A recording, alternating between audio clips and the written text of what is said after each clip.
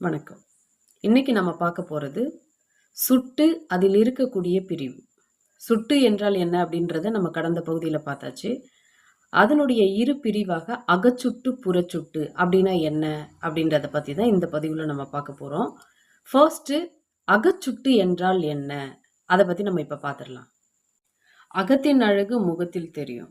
அப்போ அகம் என்பது உள்ளம். உள்ளத்தில் என்ன நினைக்கிறோம் அப்படின்றத நம்ம முகமே காட்டி கொடுத்துரும் அப்படின்றது தான் அந்த பழமொழி.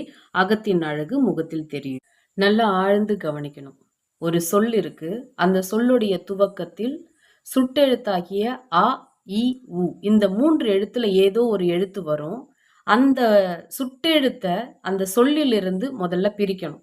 பிரிச்சதுக்கு அப்புறம் மீதி இருக்கிற சொல்லானது பொருள் தந்துச்சுன்னா அது புறச்சுட்டு. பொருள் தரல அப்படின்னா அது அகச்சுட்டு. இப்ப மறுபடியும் சொல்றேன். தனித்தனியா அதுக்கு உதாரணம் சொல்றேன்.